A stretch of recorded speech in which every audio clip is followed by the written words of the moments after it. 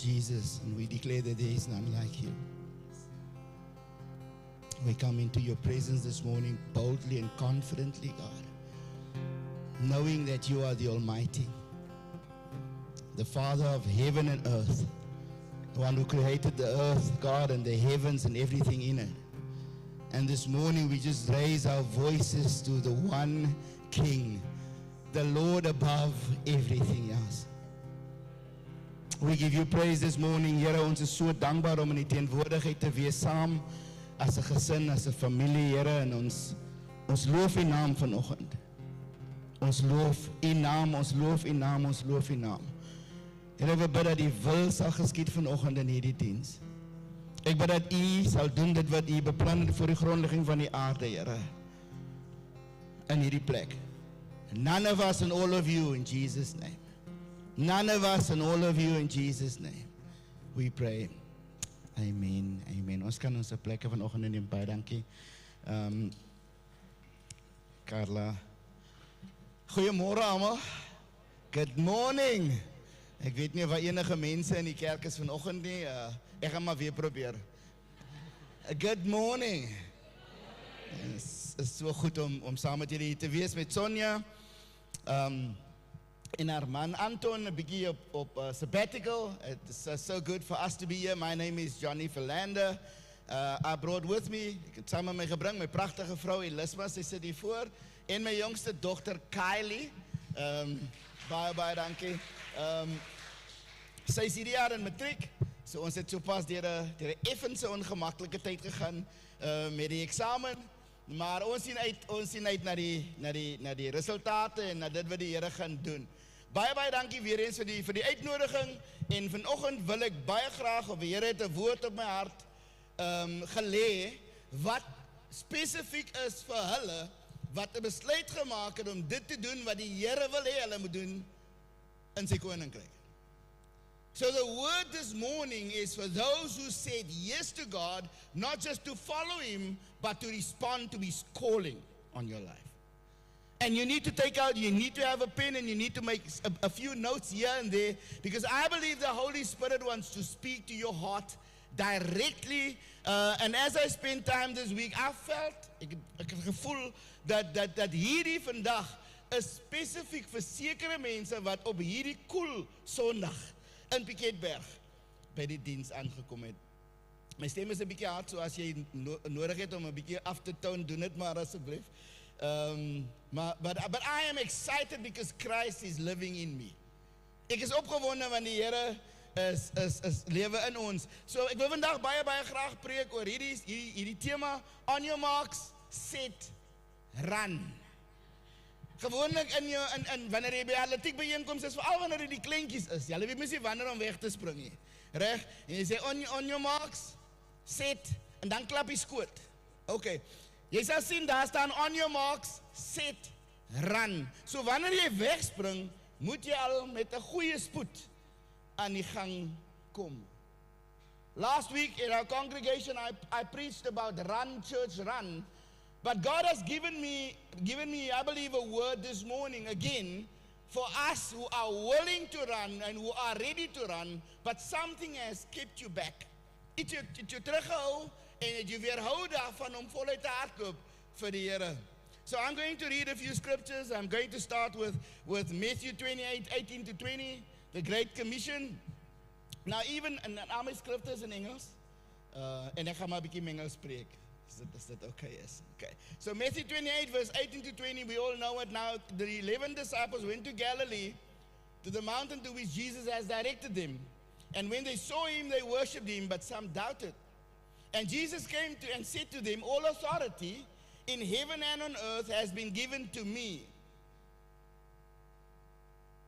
Now, go therefore and make disciples of all nations, baptizing them in the name of the Father, and of the Son, and of the Holy Spirit, teaching them to observe all that I have commanded you, and behold, I am with you always to the end of the age.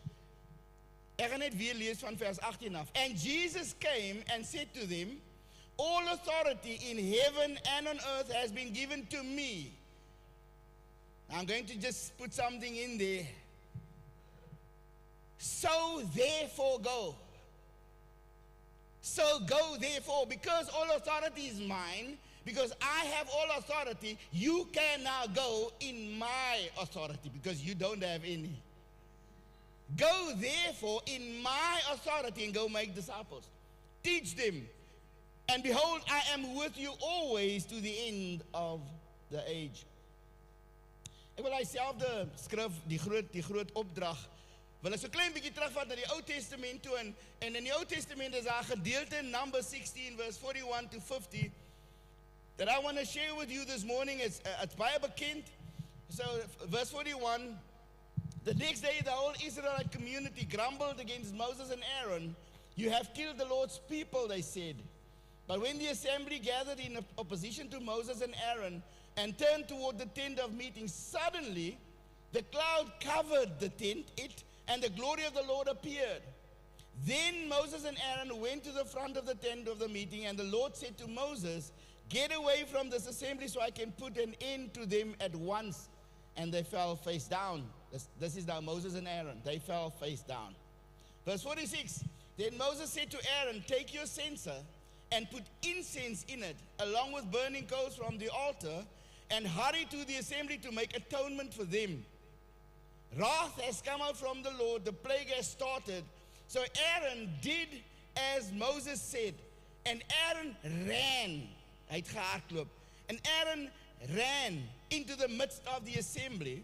The plague has already started among the people, but Aaron offered the incense and made atonement for them. He stood between the living and the dead, and the plague stopped. But 14,700 people died from the plague, in addition to those who had died because of Korah. Then Aaron returned to Moses at the entrance of the tent of the meeting, for the plague has stopped. So die context hier is een van die worship leaders, sy naam is Korah, en van sy mense het teen die Here begin rebelleer. En toe kom die Here en hy doen, en hulle is nou in hierdie oppositie met Moses en Aaron, en mense begin doodgaan. En God gee vir Aaron 'n opdrag, en Moses sê vir hom, you now need to run because people are dying. I want to start this morning by saying, if the church keeps sitting in pews, people are dying.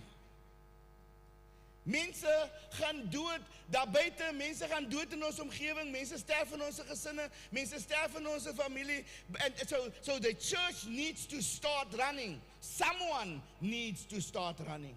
And I want to talk to the runners this morning. But there are a few things that I want to share. As 'n paar goed wat ek met jou wil deel, wat jy nodig het om te hardloop in die vuur en krag van die Here. And I want to share that with you this morning, and I'm excited because the thing is, if we know how to run, we will surely get the victory. Ons is juist in die seisoen van marathons. Die Cape Town Marathon was nou die ander dag. En die Comrades was die ander dag. Nou jy kan nie 'n Comrades gaan hardloop as jy nie vir 'n Comrades voorberei het nie. Daar is geen manier waarop 'n 100 meter atleet kan binne 2 weke besluit ek wil die Comrades gaan hardloop en dan die Comrades voltooi nie. Want die manier waarop jy hardloop en die manier waarop jy voorberei is anders vir die Comrades as dit vir iets anders is. So as a church, as people who serve God, we also need to prepare to know how to run when God calls us to run. So let's have a conversation. Kan ons maar met mekaar praat vanoggend? Okay? So, I'm going to start here. Gaan begin hier. So there are two words that came up in this portion of scripture. Twee woorde. I want you to write them down. The first word is flow, and the second word is fire. Flow and fire. So the thing is, kan jy net na die vorige slide toe gaan asseblief? There we go.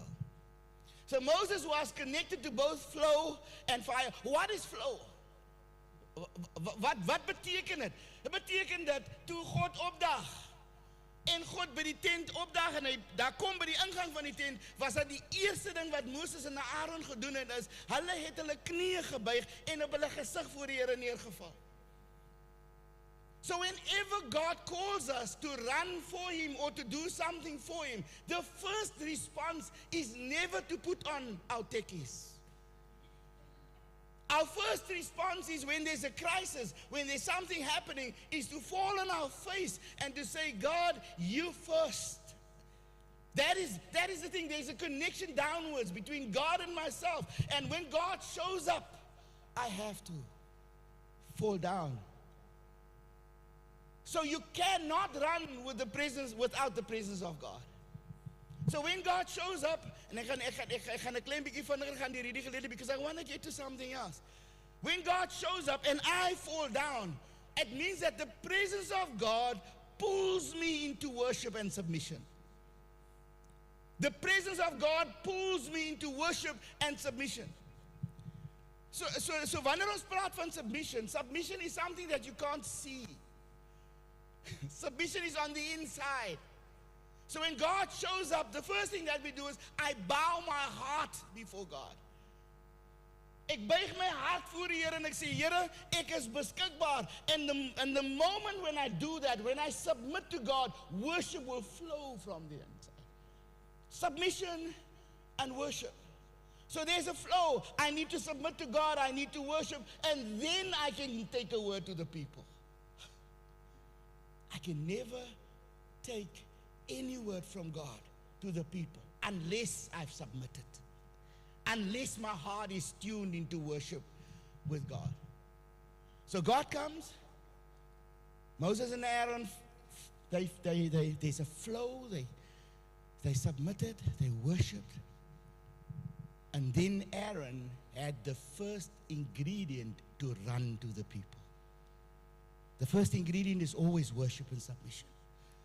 But then there's a fire as well. Now the next slide, you can go to the next one. And this is what we tend to forget. Flow always precedes fire. Flow always precedes fire.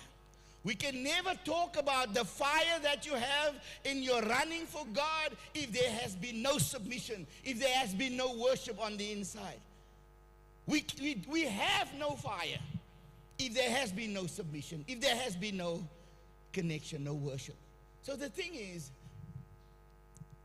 en ek wil dit in Afrikaans sê, die sterkte van jou vuur waarmee jy hardloop vir die Here word bepaal deur die diepte van jou submission and your worship.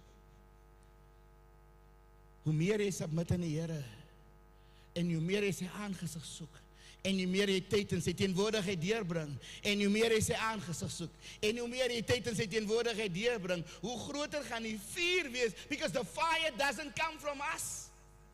It is God's fire. The strength of that fire comes from God.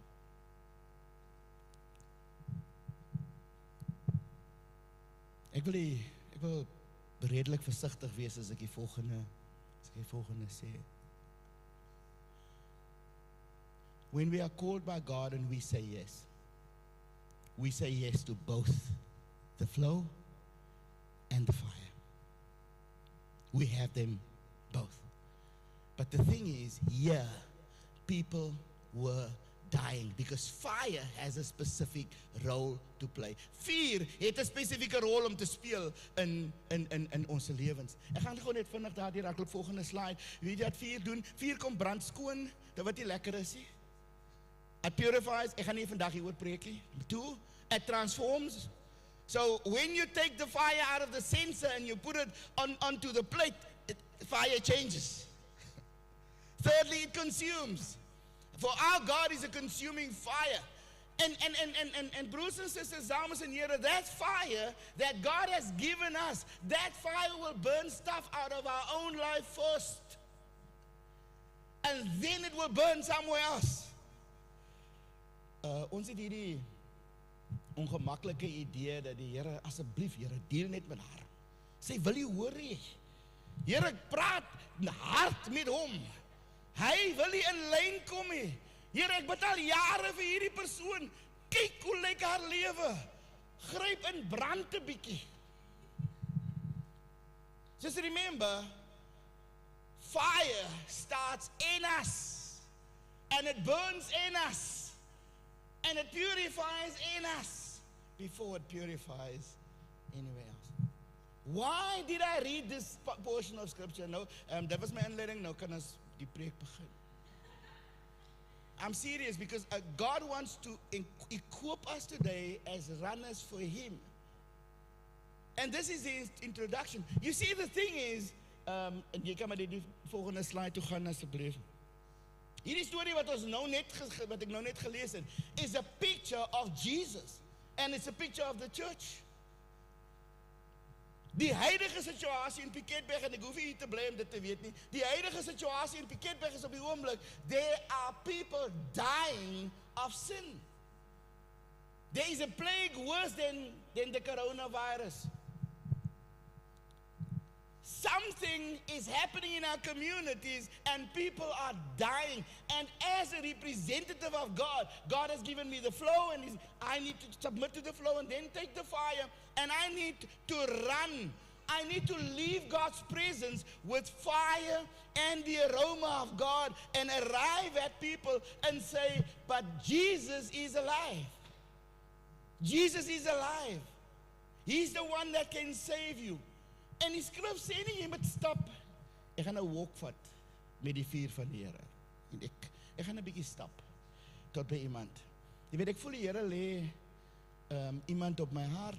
So ek gaan nie volgende week of 2 gaan ek nou rustig wees. Ek gaan die Here vertrou en dan gaan ek nog 'n week wag. No. It doesn't say walk.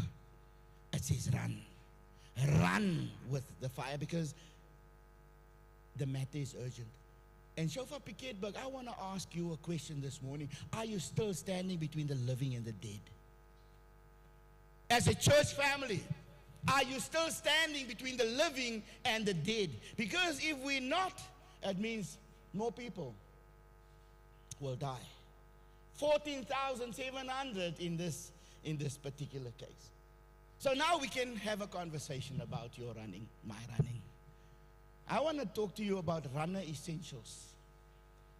If you're making notes, please write this down. Runner essentials. What do you need to run this race that God has called us to? How do you run with fire? Ja, en ek is so opgewonde om net hierdie woord vandag met julle te deel, met julle te share. Ek self hardloop nie, juist nie. Is niemand wat hardloop. Ek en my vrou het so aan die begin van die jaar het ons, jy weet, baie opgewonde in die oggende so 'n bietjie begin stap. It was great. And then we stopped. But in the kingdom of God, if you are called by God for a specific purpose, believe you me, you are a runner. So let's talk about your essentials. Okay. So I want to read in John 21 verse 1 to 3. John 21 verse 1 to 3. And I'm going to slow down a little bit here. Running and deja vu. This is your first tool. Running and deja vu. The tool's name is called deja vu. That's what you take is what you untrack. Running and deja vu. So John 21 verse 1 to 3. After this, Jesus revealed himself again to the disciples by the Sea of Tiberias, and he revealed himself in this way. Simon Peter, Thomas called the twin, Nathanael of Cana in Galilee, the sons of Zebedee, and 2 others of the disciples were together. Simon Peter said to them, I am going fishing. They said to him, we will go with you. They went out and got into the boat, but that night they caught nothing.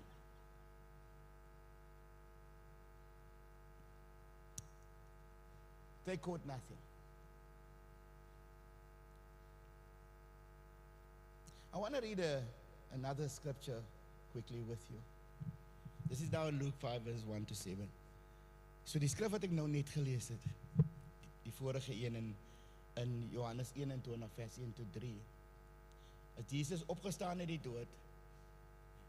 Hulle het hom al 'n paar keer lewendig gesien en Jesus daag op 'n derde keer by die disippels en Petrus sê ons gaan visvang.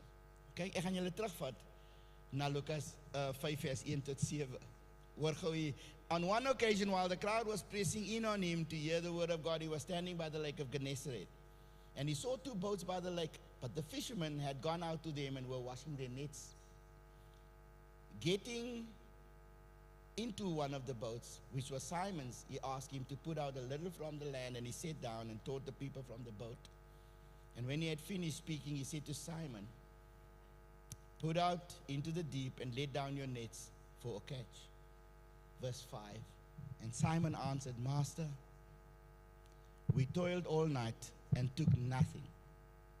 But at your word I will let down the nets. And when they had done this, they enclosed a large number of fish, and their nets were breaking. They signaled to their partners in the other boat to come and help them, and they came and filled both the boats so that they began to sink. Deja vu. Die eerste keer toe Jesus vir Simon Petrus ontmoet, toe sy besig op 'n boot en hy gebruik sy boot vir 'n oombliekie en hulle vang vir die hele aand vang hulle niks nie. En hy sê vir hom, luister, jy gooi jou net aan die ander kant in, aan die regterkant in, en toe kon hulle nie eens die vis uittrek nie. En hulle besef, maar dis Jesus. 3 jaar later, 3,5 jaar later, Jesus het gesterf, hy het opgestaan. Is Petrus besig en Petrus sê, manne, ek gaan vis vang. Hulle sê ons gaan saam. En diezelfde Jesus daag op by diezelfde Petrus, 3,5 jaar later, en hulle vang weer die aand niks. En Jesus sê vir hom, gooi jou net aan die regterkant aan. En hulle vang soveel vis, dat hulle dit nie kon hanteer. Deja vu. What is deja vu? When something happened again that happened in the past. Wanneer iets weer gebeur, en is precies diezelfde story, wat hom voor jou afspeel. So what does that have to do with running with fire? I'm glad you asked. Ek is so bly jy het gevra. Kan ek met julle ietsie vandag share wat ek dink baie belangrik is? Petrus het gevoel dat dit waarvoor hy en sy ander manne geroep is om saam met Jesus te wees, hulle was disciples, het hulle verloor toe Jesus sterf. Jy kan maar aangaan na die volgende slide toe asseblief. Thank you so much. Toe Petrus geroep was deur Jesus, toe sê hy, ja Here, ek is in. En hier sterf Jesus en nou voel hy asof sy toekoms verby is. Kan ek vir jou een reël van die lewe vinnig gee? When we lose our vision for the future, we always go back to our past. I'm going to repeat that. When we lose the vision for our future, we will always go back to our past. Wat het met Petrus gebeur? Hy was 'n visserman. En na 3,5 jaar toe Jesus dood is, en hy nog nie oortuig is dat Jesus lewe nie, wat maak hy? He went back to what? To fishing. Hy het weer vis gevang. Vir julle wat nie weet nie, die korrektiewe dienste het 'n eenvoudige plan met mense wat ontsnap in die tronk. Waar soek hulle? By die plekke waar hulle uitgang het voor hulle tronk toe gekom het. If you lose your future, you will always go back to your past. So ek wil net so vinnig 'n tip gee vir gelowiges. So wanneer jy begin voel dat die ou dinge van die verlede begin my weer interesseer, you need to watch out. Because you're being drawn back into your past again, because you don't believe you as powerful as you should be in the kingdom. So hoe begin jy oplet wanneer jy 'n bietjie begin saai trek word? Wanneer jy na die ou goed kyk wat jy in die verlede na gekyk het, maar jy loer net. Jy word ingetrek. Stadig word jy ingetrek. Because I've lost what God has given me. But what's also important is, and I want you to write this word down, God gives us glimpses. Die Here gee vir ons so 'n kykie. In Afrikaans ek het nie 'n beter woord nie. Hy gee ons so 'n kykie, and glimpses are important. A glimpse is a physical indication of your spiritual potential, or your potential in the spirit. I'm going to say that again. A glimpse is a physical indication of your potential in the spirit. Kom ons vat gou die skrif. Petrus, hulle gooi die net in. Hulle trek visse uit wat die net wil laat breek. En hulle sê, but it's Jesus. Broers en susters, dames en here, 'n glimpse wat die Here vir jou gee in jou fisiese lewe, wat die Here vir jou toelaat in jou fisiese lewe, is baie keer 'n aanduiding van wat hy deur die Gees met jou wil doen. So hulle trek baie vis uit die see uit. Wat het gebeur toe die Heilige Gees kom in Handelinge 2? Toe Petrus begin en hy praat, wat het gebeur? Hoeveel mense het op daai dag tot bekering gekom? 3,000. Why? Because God gave Peter a glimpse of his potential. He gave him a glimpse of his potential. Hy het hom 'n kykie gegee in what you can do. What are the glimpses that God has given you? That is an indication of what he wants to do in the spirit. Ek kan nie vir julle sê hoe opgewonde ek is oor hierdie stukkie nie. Because if we miss the glimpse, then we might not do it in the spirit. Let me say that again. As ek dit mis wat die Here my laat sien, 'n kykie in gee in die fisiese, dan mag ek dit mis wat hy vir ons het in die Gees.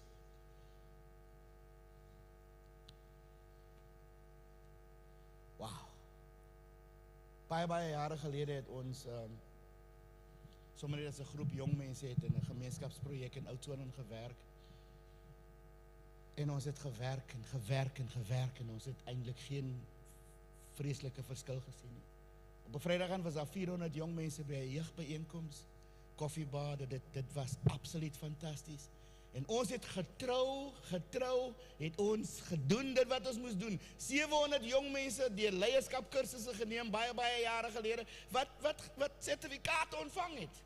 En dit was alles so goed en my vraag in die Here was die volgende is: Here, hoekom laat U ons toe om al hierdie goed voor ons oë te sien in die fisiese, maar ons kry niks noodwendig in die Gees nie? We're working and we're seeing things happen, but we do not see anything happen in the Spirit. And God said, you wait. Just be faithful in what I've given you now. I will give you a glimpse. Ek gaan vir jou 'n kykie gee, en nog 'n kykie, en nog 'n kykie gee. Jy sal dit nie nou verstaan nie, but once you are ready to run with my fire, you will see what God can do. Running en déjà vu. Wat het die Here vir jou gewys? Wat in die Gees moet plaasvind? Ek het soveel voorbeelde, but I'm not going to do that because I need to give you the next tool. The first one is, do not forget the glimpses that God has shown you for what is waiting in the Spirit. And the second one that I want to share with you is, if you want to run with God, you need to run with horses. If you want to run with the fire of God, this is a challenging message. If you want to run with God, you need to run with horses. Nou, as julle na my kyk en na my vorm kyk, sal julle sien ek is duidelik nie 'n perd nie. But the word, and I'm going to read it to you now, the word expects us as children of God to be able to run with horses. And I'll unpack in a moment. Jeremiah 12 verse 5. As jy hierdie skrif nog nooit in jou Bybel of iewers onderstreep het of gehighlight het, doen dit asseblief. If you have raced with men on foot and they have wearied you, how will you compete with horses? And if in a safe land you are trusting, what will you do in the thicket of the Jordan? If you have raced with men on foot and they have wearied you, how will you compete with horses? Baie eenvoudige vraag is, Johnny, maar hoekom moet ons met perde hardloop? We will get there in a moment. 1 Kings 19 verse 9 and 10. Just want to show you in scripture. 1 Kings 19 verse 9 and 10. There he came to a cave and lodged in it. This is now Elijah. And behold, the word of the Lord came to him, and he said to him, what are you doing here, Elijah? He said, I have been very jealous for the Lord, the God of hosts. For the people of Israel have forsaken your covenant, thrown down your altars, and killed your prophets with the sword. And I, even only I, am left, and they seek my life. to take it away. So Elia het sopas al die profete van Baal verslaan. Jezebel soek sy bloed. En hy kom by 'n grot uit en hy sit daar en hy sê, Here, ek is die enigste een oor. Al die ander mense het die verlaat, dis net ek wat oor is. And when I prepared this week, I felt this specifically for this congregation. I believe that people who have been serving God for years do not want to serve Him anymore because you have grown tired. Jy het moeg geword. En die ding wat jou moeg gemaak het, is nie noodwendig dit waarvoor die Here jou geroep het nie. Maar dis die mense rondom jou waarmee jy hierdie ding gedoen het vir jare. Some of the people sitting here, jy kan maar na die volgende slide toe gaan asseblief, have been disappointed by people in ministry. Some of you have pulled out of ministry because you have been disappointed by other people. So Elia kom by die grot aan en Elia sê presies dieselfde ding. Hy kom by die Here aan, hy sê, Here, almal het U teleurgestel, is net ek wat oor is. En sommige van ons wie hier sit, wie in ministry is, het by 'n plek gekom en sê, Here, maar almal is nie meer lekker nie, is net ek wat nog lekker is. Is net ek wat ek voel, jy weet, ek dag op. Is net ek wat ek voel, gee my 100%. Ek voel Betty gee 70%. En Gert is by 25%. Here, maar ek kan nie sy 30% wat hy moet doen, kan ek nie doen nie. En ek kan nie, haar 75% kan ek nie doen nie. Here, ek is moeg. Ek is nie moeg om U te dien nie, ek is nie moeg om U te volg nie. Ek is moeg, Here, want die mense rondom my maak my moeg, Here. Die mense in ministry, die mense rondom my. Sommige van ons is by 'n plek waar ons sê, maar Here, ek is moeg want my broers en my susters en my familie maak my moeg. Ek wil nie meer vir hulle gaan kuier nie. Ek wil nie meer die woord vir hulle neem nie. Ek wil nie meer praat oor die Here nie, want ek is moeg. Now, if you are there, this is for you. Because if you cannot run with your brothers and sisters, how can you run with horses? So what does this mean?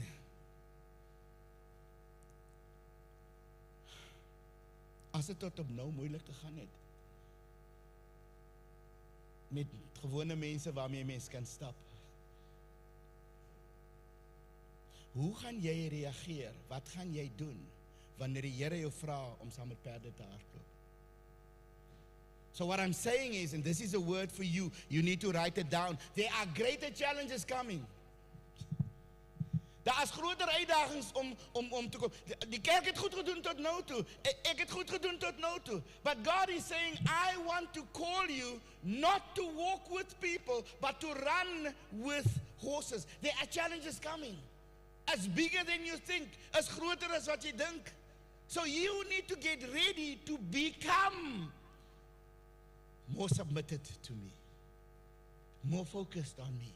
So that your fire can increase when you run to the people. Greater challenges are coming. And we are on our way to the thicket of the Jordan now. Ek het nie genoeg tyd om dit te unpack nie. Maar wat basies gebeur is, langs die Jordaanrivier was daar hierdie strook van bome en struike. En in daai strook het die leeu's en al die ander diere daar gebly.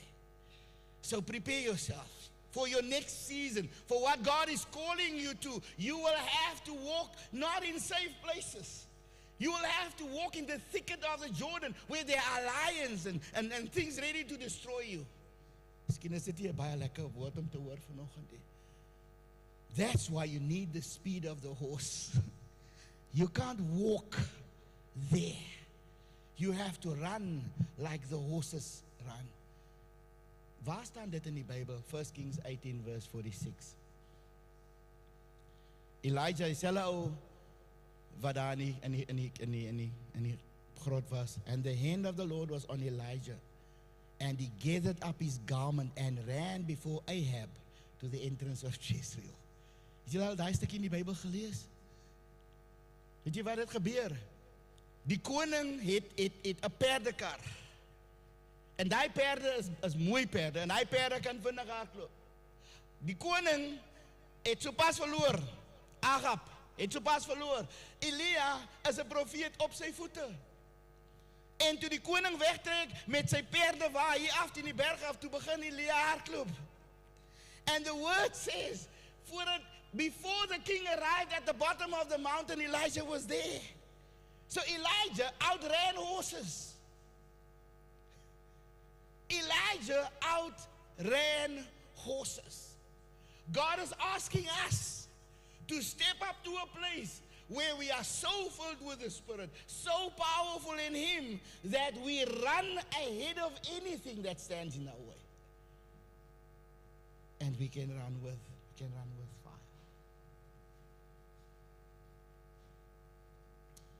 So I'm sort of drawing this to a close. Number 3. So number 1 is you need to know your deja vus. Number 2, you must be able to run with horses. And number 3, you need to run with your heart first. You need to run with your heart first. Running is always associated with feet.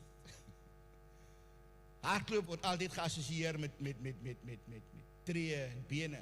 No. God's running works differently. Run with your heart first. God always puts the heart question before the ministry or the calling question. Can I say that again? God always put the heart question before the ministry or the calling question. How do I know this?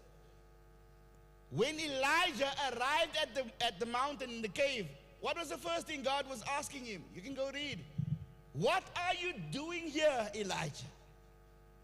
Wat maak jy hier? Nou wanneer God 'n vraag vra, dan is dit nie vir 'n antwoord nie. Hy ken die antwoord klaar. Hy vra nie, gee vir my 'n antwoord want ek is wat maak jy? Nee, ek is hier. Ek weet jy's hier. Ek kan sien jy's hier. Ek het geweet 2 jaar gelede jy gaan kom. Voor jy gebore was, het ek geweet jy gaan hier wees. My vraag is, wat maak jy hier? Not in terms of your location, in terms of your heart. What are you doing here? And then God says, now you can go. Met Petrus, wat hy deja vu experience gehad het, weet jy wat maak hy met Petrus? Hy vra vir Petrus, do you love me, Peter? 3 keer. En Petrus sê, yes, I love you. Nadat hy is vastgemaak het, dat Petrus sy hart aan syne vast en sê, now you can go. And you can do your thing. Johannes, Cindy, Gerda, Bram, Andoline, do you love me? And once we say yes, Paula, once we say yes, he says, you can now go. And you can do what I call you to do. Running with fire. I want to conclude this sermon this morning, and it's a challenge actually. You can go to the next slide, please. You see, before you decide to run for God with fire, you need to understand that running is a risky business. Running is a risky business. Not because you can be attacked, nie omdat iemand jou kan aanval langs die pad nie. Nie omdat dit 'n onveilige route is nie, but running is a risky business. Because the thing is, in Acts 20 verse 24 it says, however, I consider my life worth nothing to me. My only aim is to finish the race and complete the task the Lord Jesus has given me, the task of testifying to the good news of God's grace. Kan ek weer die eerste gedeelte van die skrif lees? However, I consider my life worth nothing to me. Can we stop there? Ek gaan dit een laaste keer lees. However, I consider my life worth nothing to me. So when God calls you to go stand between the living and the dead, you're standing there as a nothing. You're standing there as a nobody. You're standing there as someone who has given up their rights to life, who have given up their rights to choices, who have given up their rights to everything, because we die so that Christ can live in us. And when we run and we stand like that, my life is worth nothing. So I'm also going to challenge you, and please write this word down, as while you're running, as you prepare to run, you need to unbox. Now we know inbox and outbox, rekenaargoedjies. But maybe, yeah, unboxing you've heard about. My dogter het verlede week iewers vir my gewys wat unboxing, of ek weet nie of julle al gesien het hoe mense goed unbox het. Is 'n redelike ouerige ding, dink ek, die jong mense smile. So wanneer jy iets koop en jy maak dit oop, dan gebruik jy 'n kamera en jy rekord die hele ding en jy praat nog terwyl jy unbox. Right. Haal die plastiek af. Die videokamera is besig om te rol. Haal af. Ta! Sommige kere as jy by Timo of enige ander plek bestel, dan is die tada nie so hardie. Want dit wat jy verwag het, hoe die ding moet lyk nie heeltemal so nie. So jou unboxing, jy sal teen nie die video share met jou vriende nie, die unboxing nie. But the thing is, I wanna challenge you this morning. You cannot run for God with fire if you are not willing to be unboxed, to be exposed, om sigbaar te wees waar mense nie wil hê jy moet sigbaar wees nie. So when you unbox, you run the risk of being unpopular. You run the risk of being unpopular. When you go and you stand between the living and the dead and you say, but the fire of God is here to burn away impurities. The fire of God is here to take away everything else. Guess what? You need to run the risk to lose your life, to lose your reputation, to lose the likes of people, because we have been called to run with fire. So the worship team is here. I just want you to play something softly in the background. So brothers and sisters,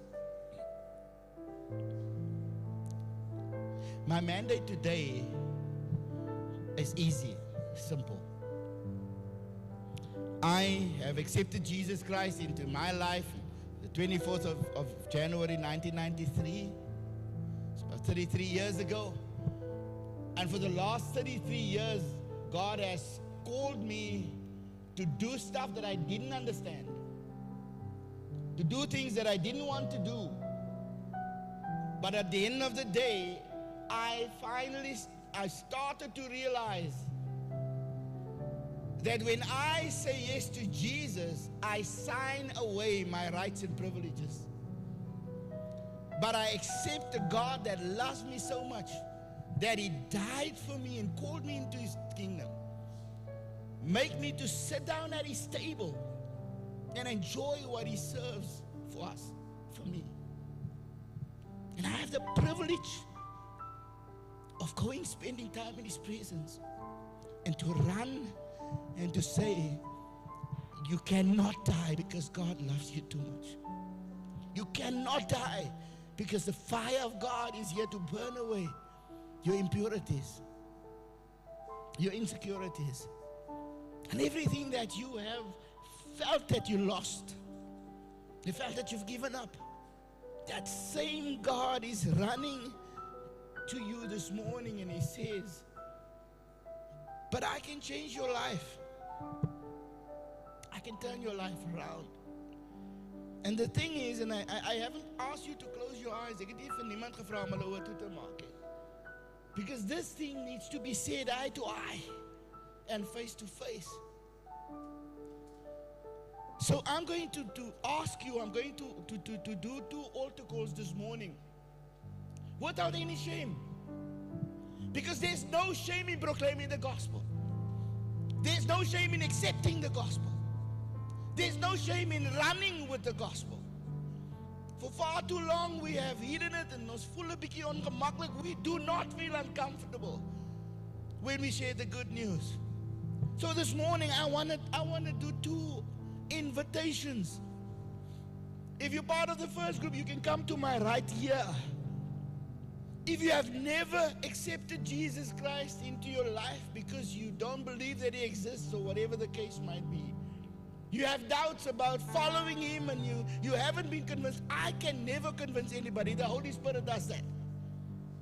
So if you want to come stand with me here and you say, I want to accept Jesus Christ as my Lord and Savior, for the first time in my life, I've never done this again.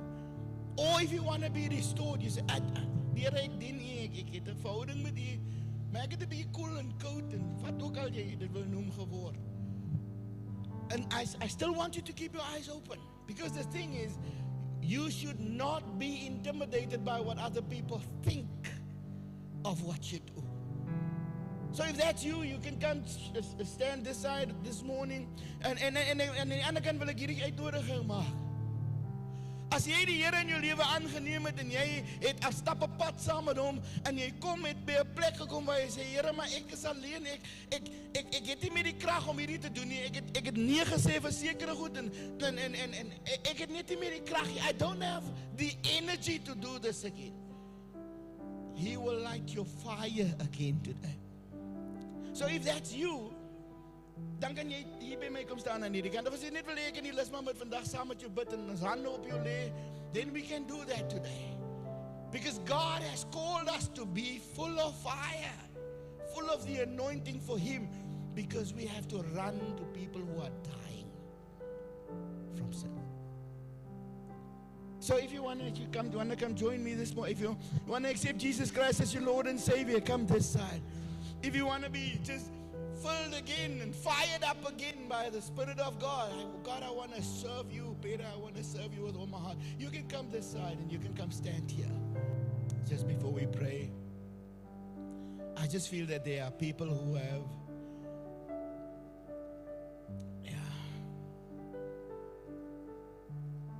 people who have been so on fire for God. Maar jy het seer gekry. You got hurt in church this morning. Ek weet nie wat in jou lewe gebeur het nie, but that's why you're a bit cautious to say, yes, I want to go. If that is you, you can just come join us this side this morning. And I felt this strongly during the week that as I prepared this sermon, God spoke more to me than he spoke to anybody else.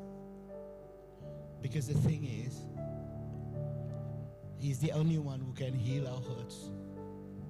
He's the only one that can turn our lives around and make us fit for purpose again. Only Jesus. So I'm going to do one more invitation. If you've been hurt in church, just feel that God is speaking to you directly, you can come and join us.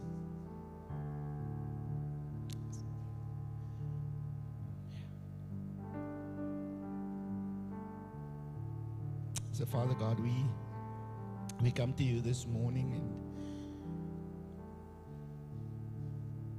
we have no words, God. We have no words for your goodness. We have no words for your mercy. We have no words to describe the love that you have for us. It just took away our sins, cleansed us, removed our sin as far as the east is from the west, and you gave us new life, God. Father God, we come to you in the name of Jesus. And Father, as I lay my hands on these people, I pray in the name of Jesus that the power of God will just take a hold of them again. I pray that your anointing fire will just light up their lives again. I pray for a hunger, God, in their lives for holiness, to seek your face, to submit and to worship you in a way that they've never done, in Jesus' mighty name. I pray, Lord, for a fresh anointing just to fall on them right now in Jesus' name. I pray, God, that you will break open those hearts of stone for all of us, God. And I pray in the name of Jesus that the blood of Jesus, which cleansed us and made us whole again, that same blood of Jesus will just purify, cleanse, strengthen, empower in Jesus' name. I pray, Father, for every single one of them who are here in front, that you will just reveal to them the new thing that you're doing, the new thing that you're bringing into their lives in Jesus' mighty name, the new thing that you're breaking open over their lives in Jesus' mighty name, the new thing that you've created favor for them in Jesus' name. For your name's sake, let your will be done, let your kingdom come in Jesus' name.